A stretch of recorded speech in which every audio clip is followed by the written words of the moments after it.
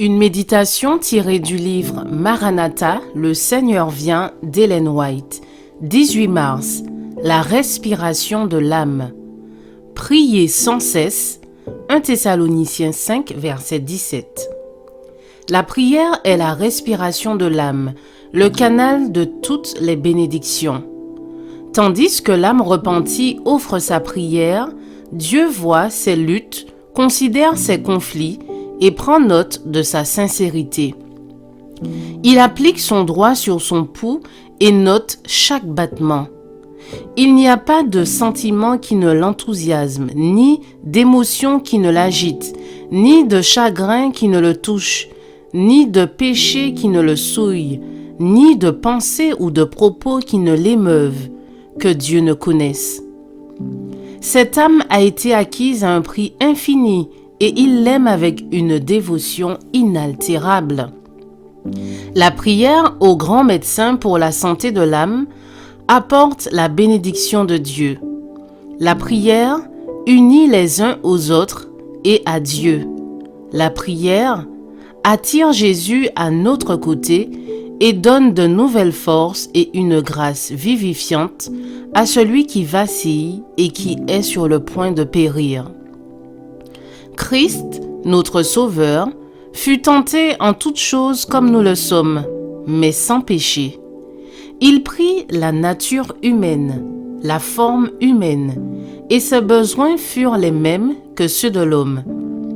Il avait des besoins matériels à satisfaire et une fatigue physique à soulager. Ce fut par la prière adressée à son Père qu'il fut fortifié afin de faire face aux devoirs et à l'épreuve. Chaque jour, il accomplissait ses devoirs en cherchant à sauver des âmes. Son cœur était plein d'une tendre sympathie pour ceux qui étaient fatigués et épuisés. Il passa des nuits entières à prier en faveur des personnes tentées. La prière précédait et sanctifiait chaque acte de son ministère. Les nuits consacrées à la prière que le Sauveur passa sur la montagne ou dans le désert étaient essentielles à sa préparation pour les épreuves qu'il aurait à affronter dans les jours suivants. Il ressentait le besoin de vivifier et tonifier son âme et son corps pour pouvoir surmonter les tentations de Satan, et ceux qui essayent de vivre sa vie sentiront la même nécessité. Il nous dit, si quelqu'un veut venir après moi, qu'il renonce à lui-même, qu'il se charge de sa croix et qu'il me suive. Matthieu 16, verset 24. Seul Christ peut nous rendre capables de répondre quand il dit « Prenez mon joug sur vous et recevez mes instructions, car je suis doux et humble de cœur. » Matthieu 11, verset 29. Ceci signifie que nous devons renoncer chaque jour à notre moi.